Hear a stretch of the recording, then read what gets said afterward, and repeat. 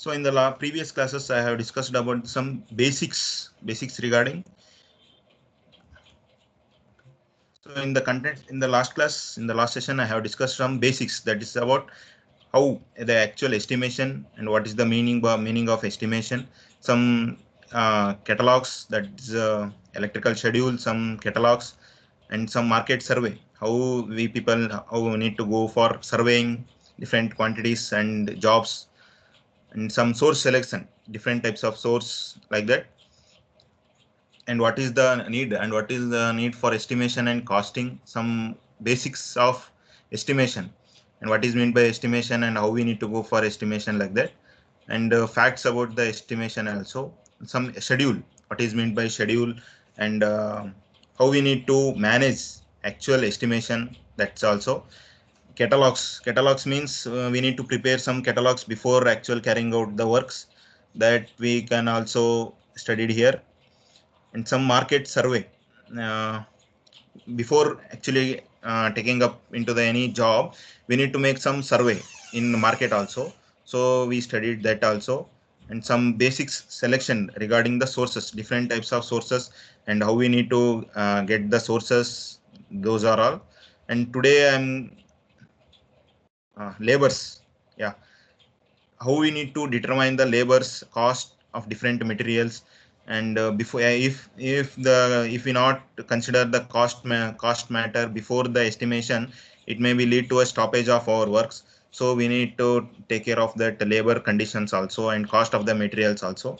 So that's we discussed in previous class, and today I'm going to continue the module 1 with the contingencies. What is meant by contingencies? That normally the contingency means just a breaking, and we need to continue that breaking.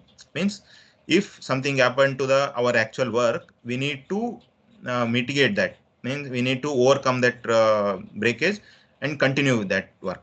So this is for damaged or unforeseen items, and the amount is provided under the head of contingencies, the actual amount which we need to implement in the actual work, that is already predetermined. So if the unforeseen expenditures, that is which is not visible, which we already planned but it's not visible for current work, and such as for normally the what are the different types of unforeseen expenditures are, which covers the extra costs amount, and extra costs of the some amount, and some which delivers the minor accidents and other variations from the plans of estimating department. So this actually contingency means it's for damaged and unforeseen items. And the next thing is it's usually expressed as a percentage of total cost, say 55%. That is, if I am estimated some amount to the particular job or particular work, we usually remove about 5% of the total cost as a contingency. So that is a material or plus the labor costs. So these are some fixed costs, and the contingencies fully compensate additional material cost also, such as and labor cost and other damages. Usually the damages may occur while carrying the materials or while handling the materials. So like that damage cost also we can consider in contingencies. So, and then such expenses may be due to the natural calamities, and some other costs. That is, if my job, if the materials for my job is damaged due to the floods, earthquakes, and some many handling problems, these are comes under the contingencies. Some overhead charges. The next point is overhead charges, which cover all the expenditures necessary to carry out the business. So what are the total amount of cost which I have planned for my business is comes under the overhead charges, in addition to the special expenditures, and which carrying out a particular job, such as rent of office, rent of workshops, allowances for the wear and tear of buildings, and wages for clerical staff. It means there are some specific charges which comes under the overhead charges. Those charges are normally our rents, office rents, where the actual work is carrying out for that particular office rent and workshop.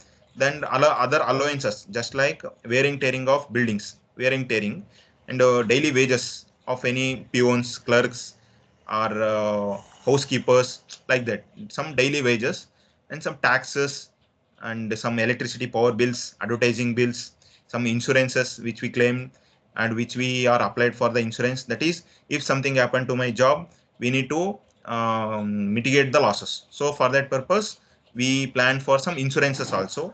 That also comes under the overhead charges. Some telephone bills and other some travel expenses also.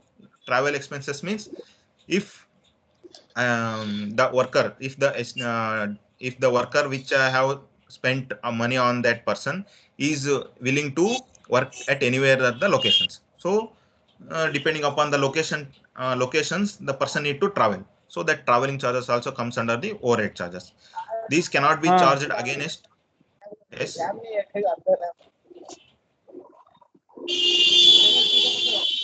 kindly mute. Who is that?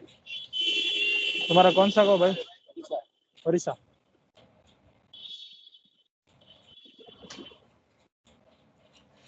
Since these पहले से cook का है क्या cannot be charged against any one contract.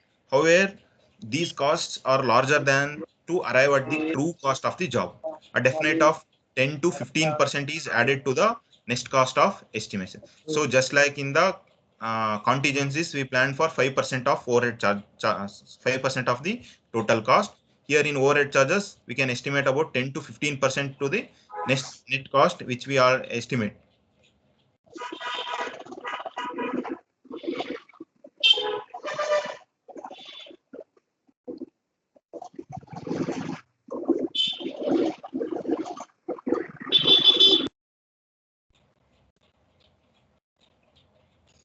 So the next thing is profit. So there will be some fixed amount for particular job. By using that whole amount what we plan, the usual amount which added in the form of percentage to the gross true cost, gross or true cost of the job.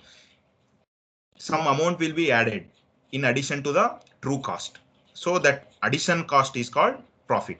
So this amount is purely depending on the contractor and his decision, usually governed by the some following factors. So profit usually decides some basic objectives. Those factors will be as size of the job with him. So there will be a boundary for each person, the whatever the amount of work he need to carry out, that the particular job will be given to that person. So based upon that person, based upon the job which we planned for that person, the profit may be varies. So next thing, the next factor is degree of competition. So how much amount of competition is there for that particular work? Depending upon that also, the profit matters. The state of turnover, total turnover. That is, after carrying out the work, how much amount of profit we can estimate. That can also be a factor for that. And his willingness to secure a particular job, how much amount of dedication he is going to apply on that particular job. Those kind of factors also makes the impact on usual profit. And next thing is we need to purchase system. The purchase system means we need to purchase the actual materials for our job based upon the following factors. That is objectives.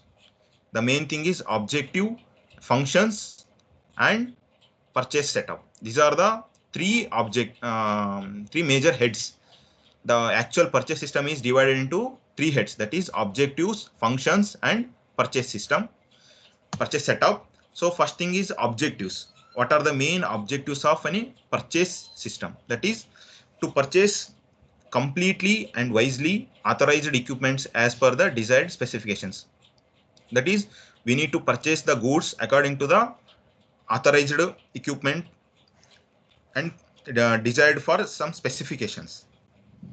And next thing is ensure that fair and open purchase practices are followed, and ensure timely formulation and commitment of purchase budget requirements. So these are the main objectives of any purchase system. That is, we need to ensure that fair and open purchase system must be followed. That is, there should be there should be not any misguidance or any miscommunications with the particular job, and timely formulation. That is, the person should complete his task at the time formulated, and the commitment towards the work what he is actually carrying out, and ensure the investment made should be at optimum level. This is a very important thing. The amount what we is going to spend on that particular job, a particular work, is it necessary, and is it able to reach that maximum also, or is it overcome, or is it more than enough, more than sufficient work. Like that, the estimator should plan according to the particular work. And what are the main functions? In purchase system, it is divided into three types: objectives, next thing is functions. What are the main functions of the purchase system? So creation of continuously updated lists of selected reliable vendors, and maintenance of vendors record. uh, so continuously updated lists, that the estimator should be always able to update the lists. So he need to update the lists according to the jobs of reliable vendors. And the next thing is maintenance of vendors records. The estimator should maintain the record properly, because if anything happens to what the materials he purchased, he need to get contact with that particular persons, the particular vendors, so that he need to maintain some particular records. Here I have shown up just a format of some vendor card. That is, it will be having some registration numbers. That is, the registration number means the vendor, he is registered, his register, the vendor's register number, and date of opening and purchase group.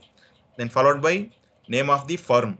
That is, what are the amount, what is the main purpose, the postal address, and telephone numbers, and all the contact details in that. And the table contains order number and date.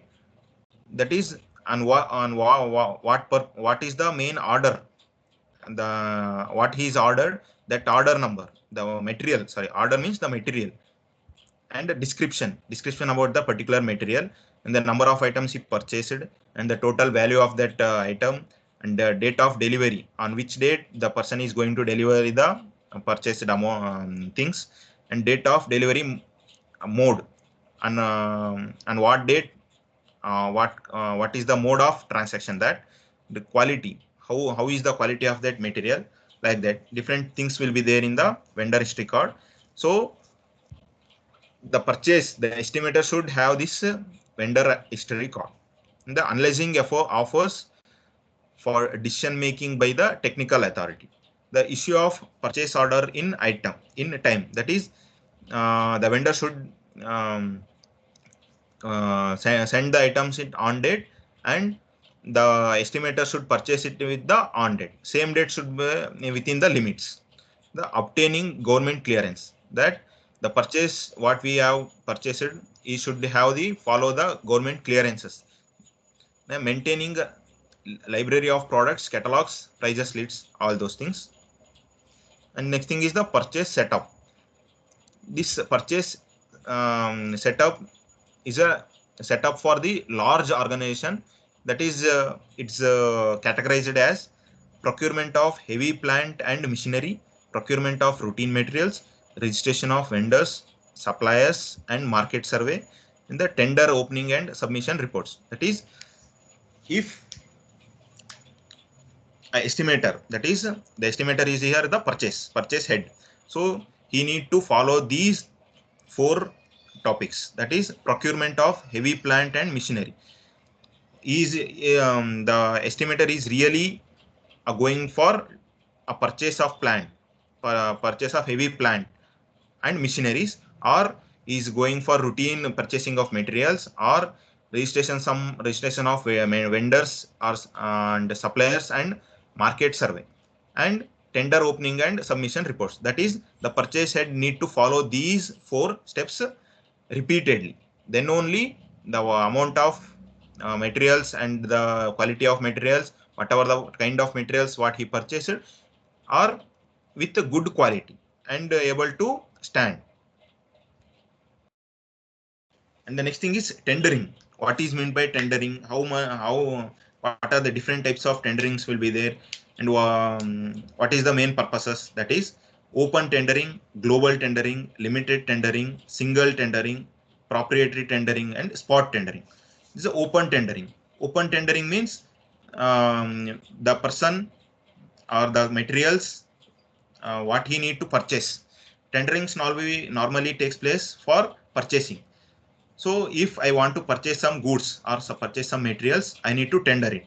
I need to give bidding to the peoples, and depending upon the what we can say, depending upon the our availability and our satisfaction, we can purchase the goods from the different vendors. For that purpose, we need to go for tendering. In open tendering, advertisement will be given to the local papers so that anybody interested can join for the join with the person for selling the goods. This for open tendering, that is it's open for everyone.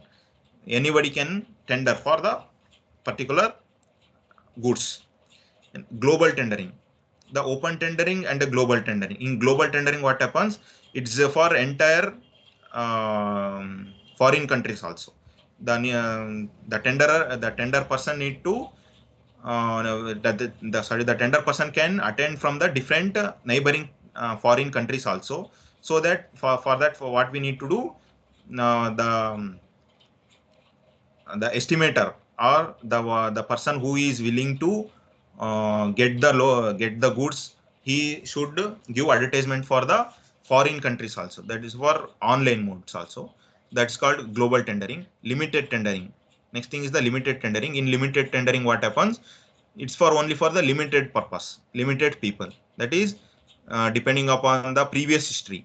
That is if the particular vendor is good and I need to purchase from the quality materials, quality vendors. So then what I can do, I can give tender for the limited persons, that is for the known people.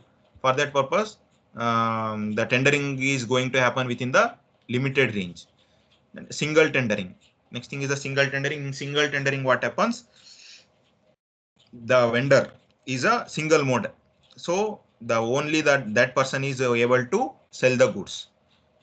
the, the next thing, spot tendering, that is just like a bidding of normally what we can see in day-to-day life. That is like a same like a spot tendering. In spot tendering, what happens?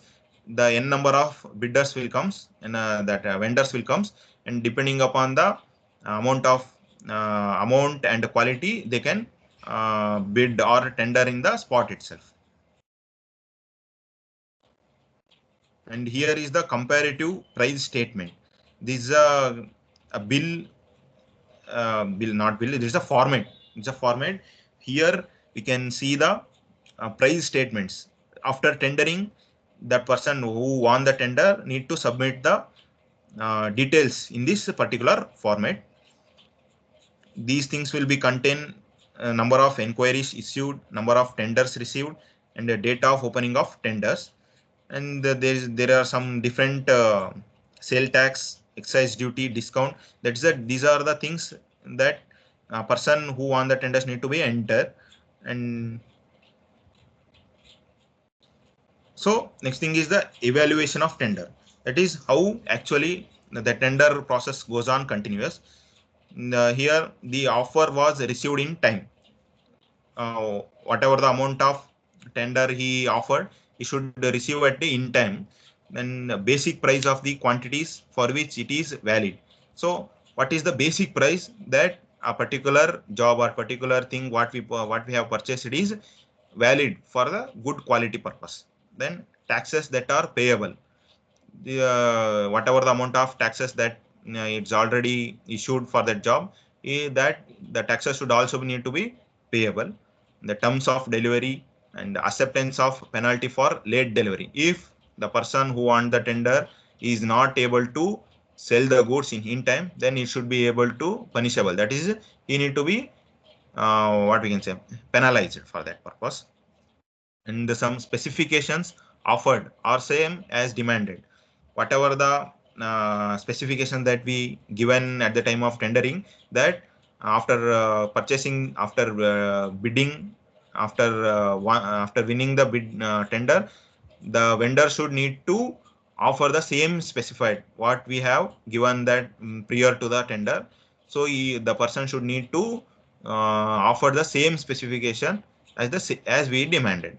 Then validity period as adequate. That is the amount of time we have given for that tender is need to be in limited. Within that expiry date, you need to uh, submit that good particular job. And what are the main purchase orders? All purchase orders shall carry the following information. That is, whatever the amount of whatever the data whatever the goods that we are purchasing should follow these information. So purchase order number and date. So what we have purchased, it should have the order number and date, and the detailed specifications of the items as quoted by the tenderer, and value of the purchase order, whatever the main cost, there's a value, is it really reachable or not, that it should follow that. And the name of the supplier, then who is the supplier is sending the equipments, you should have that name of that particular supplier also. And due date of delivery, quantity of items ordered, and the taxes if any to be specified in the order. That is the government is applying the taxes for all the goods, GSTs. So the supplier or the tenderer need to pay the taxes for that also. In the mode of payment, that is he able to pay the bills in before the buying the products, or in advance, or at the time of purchasing, or is he going for some taking some delay in the paying the bills, like that the bone different types of modes, that's in advance, discount, etc. These are some for purchase orders. These are the main things that a purchase order should follow. uh, the next thing is payment of bills. That is, if after purchasing the products or after selling the products, uh, it should have the billings. So in order to maintain a credibility, it is very much important that the bills of suppliers or vendors are paid in agreed time. So whatever the required amount of time is there, in that within that short duration also, the vendor need to submit the bills. Some tender forms. In that tender forms, a chart will be there.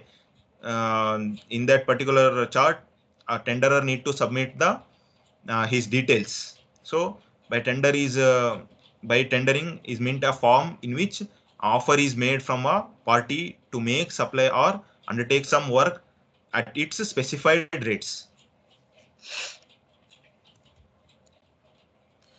Okay. Till now, we have studied some estimation and costing methods, and what are the different steps that our estimator should follow, and what are the different steps while costing that things that we have studied till now.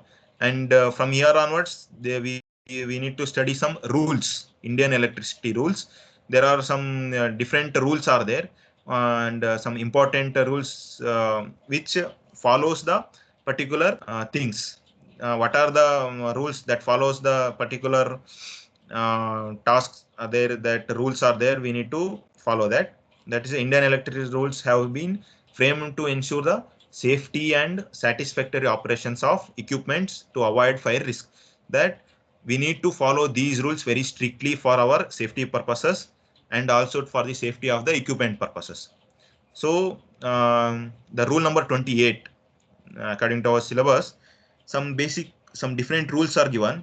So in that rule 28, what we say, it says about the voltage, the potential difference or the voltage between any two conductors, which we need to maintain according to rule number 28. That is low voltage. The low voltage means which should not exceed 250 volts. That is 230 volts plus or minus 10% the tolerance.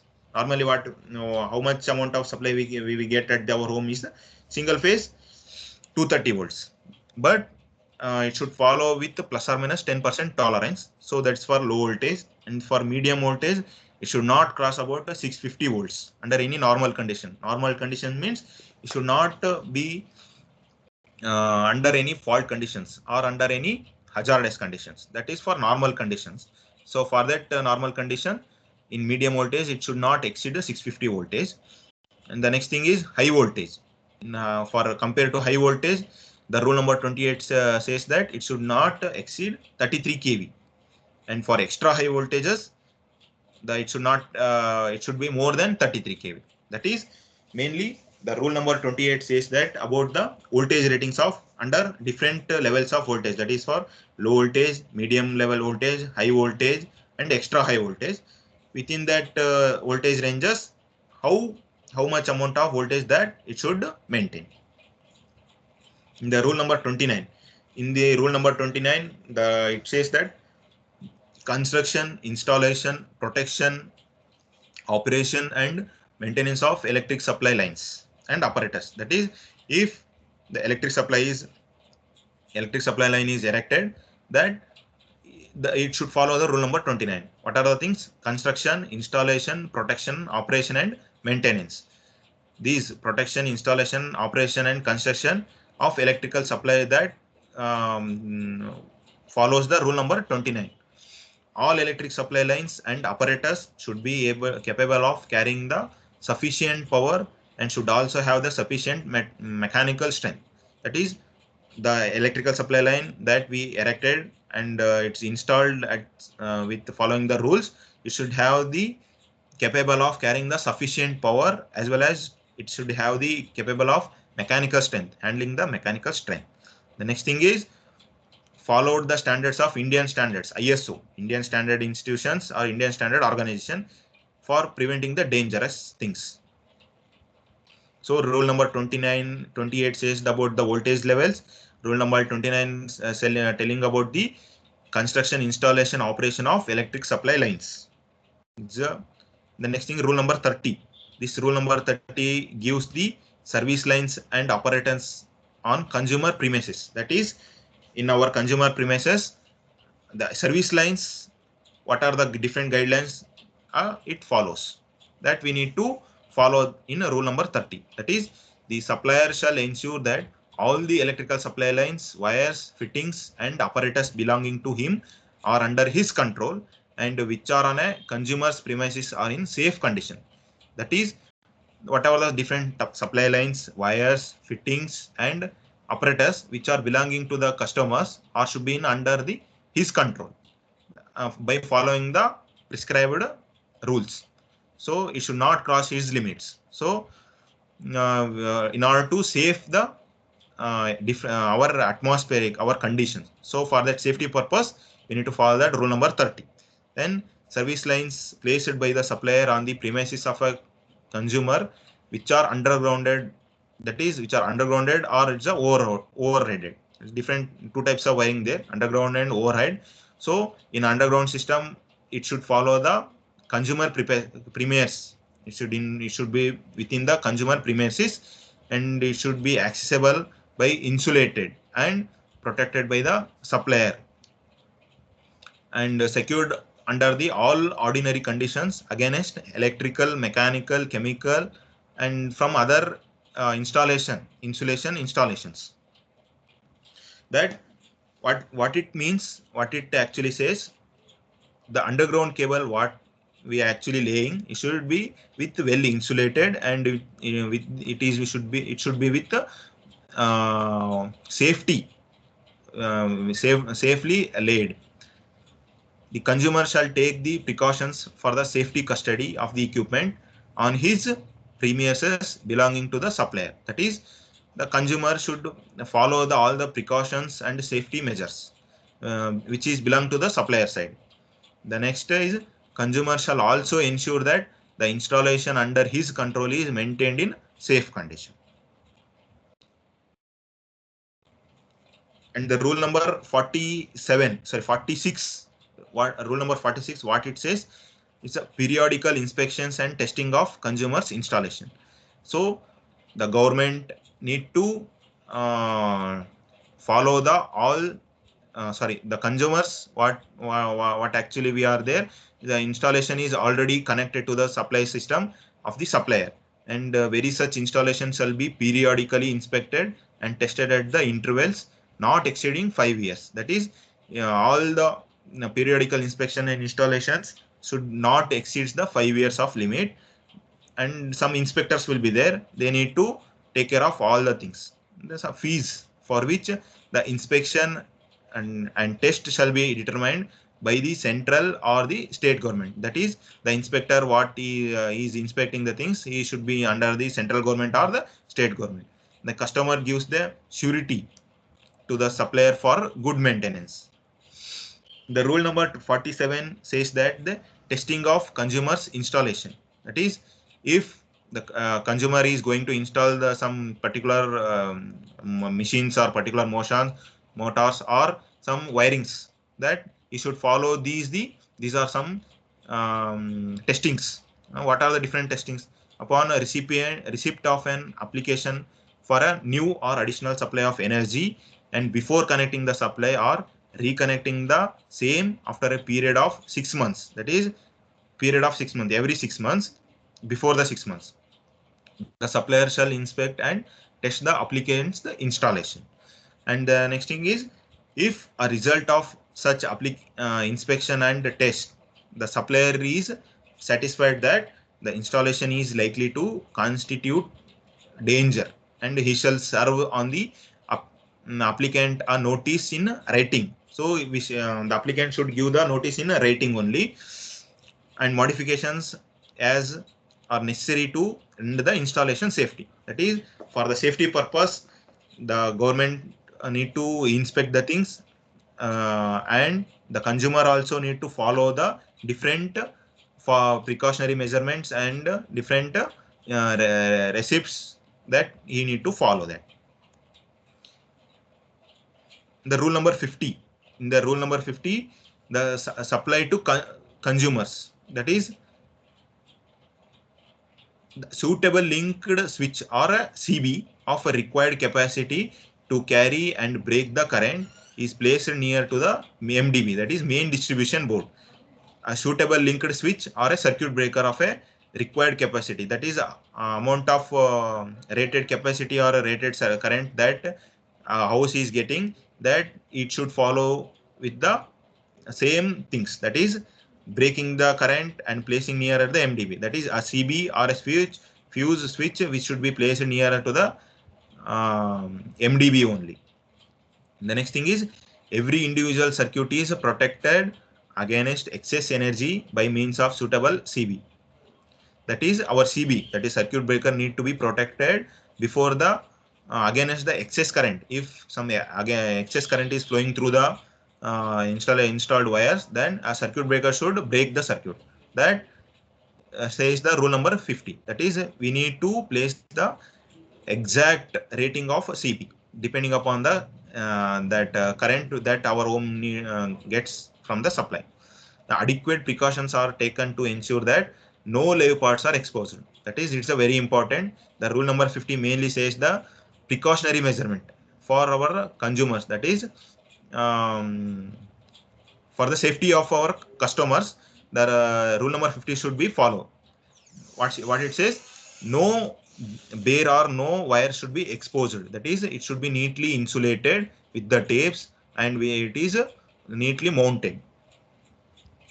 The rule number 54 and 55 says that declared voltage of supply to consumers and declared frequency supplied to the consumers. That is, as I already told while explaining the rule number 36, it said that the voltage should follow the plus or minus 10% of tolerance. That is, it should not be more than 5% or not less than the 12.5% of voltage levels. For medium and low voltage, it should not follow the plus or minus of 5%. And for extra medium, that is for extra high voltages, it should not be more than 12.5% of tolerance limit. Normally, in between 5% and 12.4%, that is the 10%. It should not be more than the 10% of tolerance limit. And voltage level. And next thing is the frequency. The rule number 55 says the declared frequency. That is, it should not be more than any 5%. So normally 3 to 5%. That is, not be 49 point. If we consider for our Indian grid, Indian supply, what we say, how much we can get? We get 50%. 50 not 50%, 50 hertz supply. If it should not be less than the 49.5 and it should not be no more than the 50.5. So 49.5 to 50.5 is the tolerable frequency limit for our Indian supply. And the rule number 77. These are the particular rules which are important for our safety and some precautionary measurements. So the clearance above the ground of the lowest conductor, the conductor of an overhead line, including the service lines erected across a street, shall not be at a height less than. That is, this rule number 77 tells the clearance above the ground of the lowest conductor, that is a sag. For low and medium voltage lines, that is 5.8 meters, and for high voltage lines it is for 6.51 meters. That according to rule number 77, the clearance between the ground and the lowest conductor should not be 5.8 meters, not less than 5.8 meters, and for high voltage lines not less than the 6.1 meters. The conductors of an overhead lines, including service lines erected along a street, shall not be at a height less than, that is, the prescribed height which we are given here, it should not be less than these limits. That is, for low and medium voltage levels, the clearance should be not less than 5 minutes. That is above the 5.5 limits. It should be above the 5.5 limits. And for high voltage lines, it should not be less than 5.8 meters. So for the service lines, and these are for the overhead lines. In service lines, that is according to rule number 77, in service lines, it should not be 5.8 meters for low voltage levels, and for high voltage levels, it should not be less than 6.1 meters.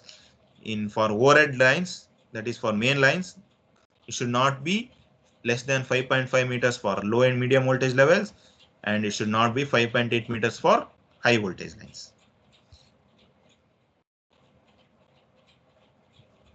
The last rule is clearance from the building of low and medium voltage lines of and service lines. That is, the lines erected near beside the house, it should have the clearance between the actual lines and our building.